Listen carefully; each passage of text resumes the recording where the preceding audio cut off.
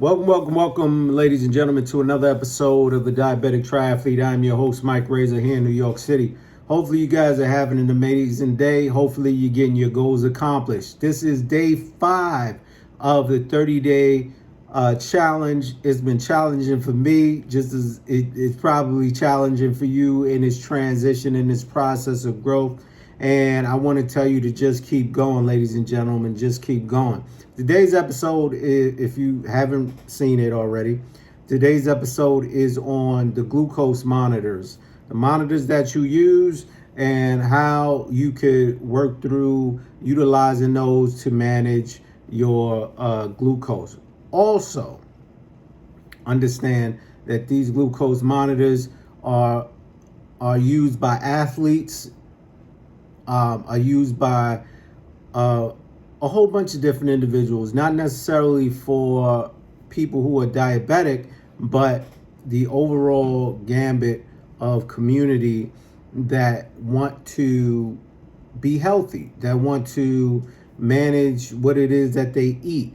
And so hopefully this episode helps you out. And hopefully the previous episodes have helped you out also. So let's get started.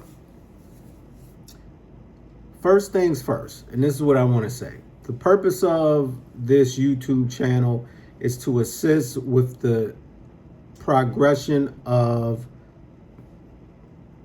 productivity with your health, as well as reducing the necessary products that people say you have to use with, as someone with certain ailments. Now, what we're doing here is reversing the process, right? I always say go to your primary care, go to your endocrinologist. They're certified and all of that stuff. Unfortunately, many times we all go to these people and they give you book knowledge. They only give you what it is that they were taught in school, and that's it. They are legally obligated to give you what it is that they are taught in school or taught for their certification or else they'll get sued. If they give you the wrong information, you go out and do it, boom, they get sued. This is why I always say go to them first, because I'm not a medical doctor, and I don't want to have to go through anybody trying to do that either, sue me either. Nope, just my advice, just from my personal experience, ladies and gentlemen. That's it. That being said, I want to go into the specifics of this. When you begin going through the transition process of first realizing, I don't feel good, I'm sick, this, that, and the third, all the way up to you being in the hospital, all the way to you seeing your doctor, the doctor prescribing you certain medications, metformin, and now they have Manjaro and Ozempic and all these other things. You want to consider how you're going to handle this process. It's a mind game, because not only will you feel the effects of your health, you're also going to feel the effects of your pockets. And then you're going to realize that a lot of this stuff has been overly priced for service. This is the medical game. Pharmaceuticals, they go out, they make these products so that they can make money. A lot of people are in need of these things in order to reduce their burden of health. But this is the thing. You either going to work toward being healthy, or you're going to work towards staying sick. And the work towards staying sick part is still doing your normal routine and taking that medication. Okay? I know a story of an individual who found out that they were type 2 at 28 years old, 27, 28 years old, by going to, they went to Checkers 3 times within a week. Checkers, the fast food restaurant. They purchased cheeseburgers each time, and then they also purchased the large drink, which they got at root beer. The size of the drink was really an extra large. It was humongous size.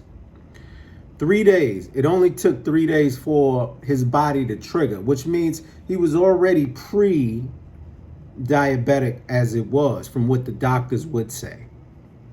Okay? This person worked out. He went and he was in boxing. He would jog. He would this and that. But he was still eating the same foods with high sugar, high fats, this, that, and the third that he, and then periodically he would take breaks. Well, this was a periodic break period. It had been about 3 months, and he ended up one day at work feeling woozy, a little nauseous, not being able to take anything down. It's within a week. And his manager who saw him said, you don't look too good. Why don't you go home? He leaves. He calls his mother for advice. She says to go to urgent care. He goes to the nearest urgent care. By this time, he said he had a weird smell in his breath. Never smelled it before. It smelled like nail polish, that kind of thing. He went to urgent care. The doctor brought him in, looked at him, this, that, and the third. Thank God he had he had insurance, but it wasn't the best insurance. It was enough for him to get him through to urgent care. He still had to pay like $50. Went through. The urgent care told him your sugar level is at, I think he said 4 or 5 something. And that smell you smell are ketones coming out your body.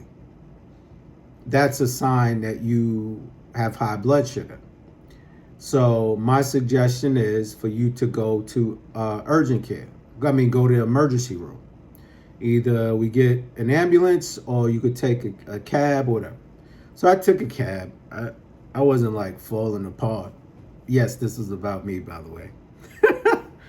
I went, this was a while ago, but I went to the emergency room. They brought me in, and that was the beginning of a 3 to almost 4 week hospital stay with not so great insurance, with new experiences, with my mom coming, family coming, seeing how I was doing, and actually seeing how the medical field handled people who were diabetic. And in me asking specific questions, being someone who worked out, who was, 60% healthy, that kind of thing, wanting to know what other alternatives I had, because the only thing all the nurses and doctors were saying was, even once I got out of primary care, initially was saying the same thing, but they were like, no, you're going to be on metformin, you're going to be on insulin for the rest of your life, this, that, and the third.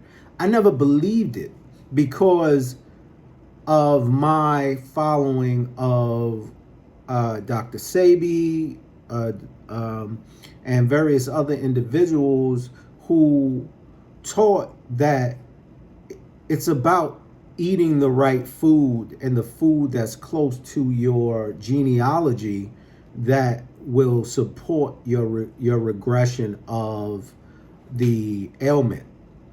And then as I got, into it more and more, and later down the line, you have other people like Yaki Awaken who discuss parasitic infections and what have you that invokes these different ailments. So the story went, I was in the hospital, I got treated, they gave me insulin. At the same time, the hospital was giving me food that went against what was healing me. Peanut butter and jelly sandwiches, diet sodas, bread, rice, potato. And the doctors kept trying to figure out, well, why is it that his levels are still high after we give him insulin, we do this, but then when we check him a couple hours later, it's still high. Well, because this process of nutrition that you're saying that I should have does not work. That's the reason why. So what I did, I had to take it upon myself to begin the food treatment process while I was in the hospital. So what did I do? I went to the nutritionist and I asked them to only give me vegetables, meats, diet soda. Now I did still want the diet soda. They were like this small, and water. And they brought me this big thing of water from the machine with ice, crushed ice, and all that stuff.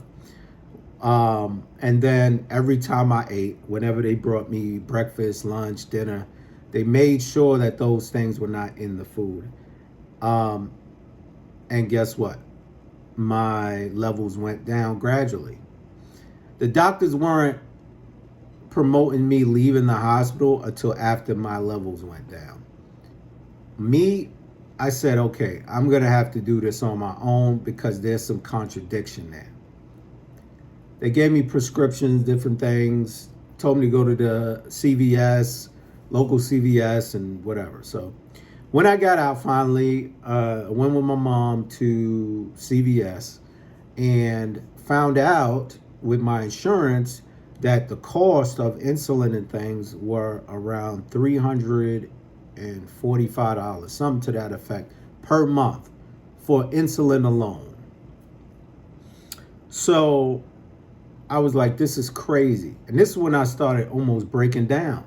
Because, first of all, if you know this is something that people go through regularly, from younger individuals to older individuals, type 1, type 2, why would you have the price for insulin that high if they don't have insurance? That's crazy. You're forcing the people to get into an insurance. Anyway, what I did was I waited a couple days, I made an appointment with my primary care.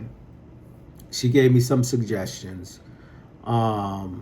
And then I went back to my job and tried to figure out ways to maneuver. So what I ended up doing was signing up with this community hospital that gives you certain programs to get your insulin and things.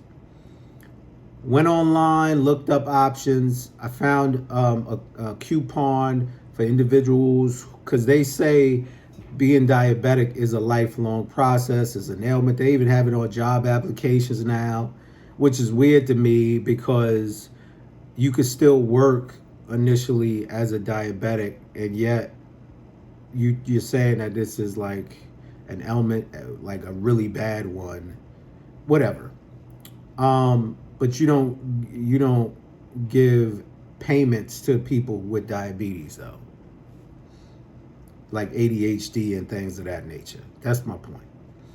Anyway, went to the doctors, was able to get a program, And this is the start of my journey. I received insulin, this, that, and the third, and it was fine until I realized that the insulin was just a cover to everything. Like my health was not really getting better, right? And I see this in a lot of people. They still eat the same stuff and they'll take the insulin. No, my insulin is at 95, is at 1 something. And then turn around, you don't take the insulin, but you eat the same food, and it goes way back. It goes back up to the point where after a while, you're taking the insulin and it just stays up there. The glucose level stays up there, and now your doctor's saying you have to take a higher dosage of insulin, more medication, till the point where you're taking a whole bunch of medication. We're getting out of that. No more of that. Okay? This is just a story. So I started doing triathlon workouts. I started looking up people like David Goggins and Lionel Sanders and various other people who run long marathons and things of that nature. And I started working through that process while still taking the medication. What I noticed that, and then starting to transition my eating habit, what I started to realize is that when I took my insulin and I was working out and eating a certain way, I was starting to get low levels of sugar. So I said, uh-oh. So hypoglycemic-ish. So I said, uh-oh. I have to go and figure out what's going on.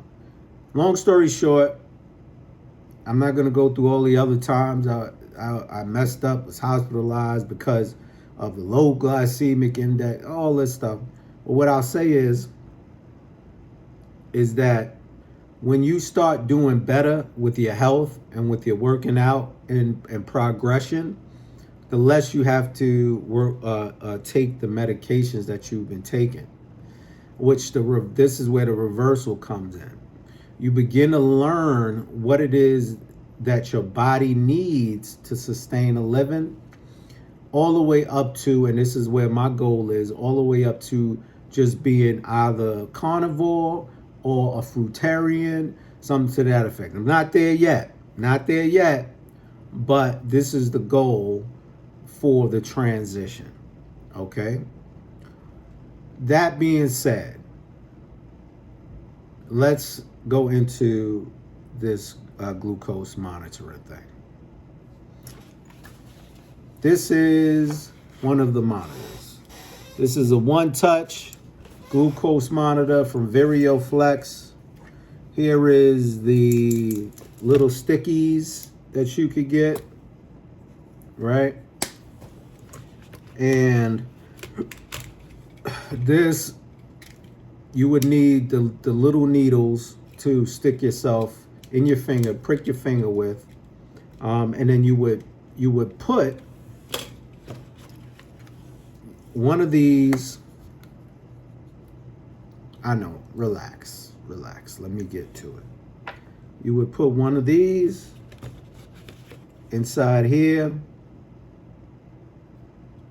like this, and it will check what level of sugar you had at that time.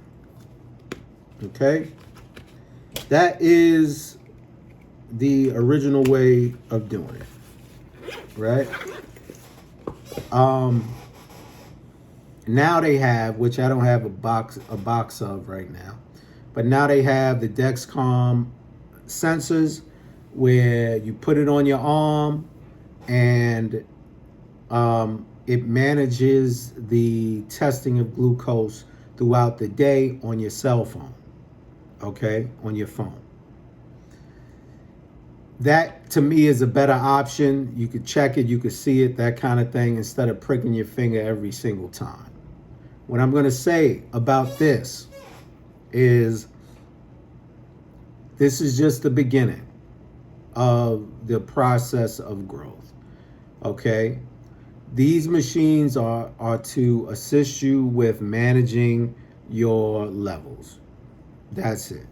If you go through the process that I started doing, where I'm working out, I'm eating healthy, and that kind of thing, then you could check your sugars every so often. You could use the glucose sensor to check to see, and it'll be okay. Once you start seeing regularity in your levels, like 95, 100, sometimes it might go to 150, 160 because of carbs or something to that effect. That's okay. That's okay. You're managing it. It's leveled out.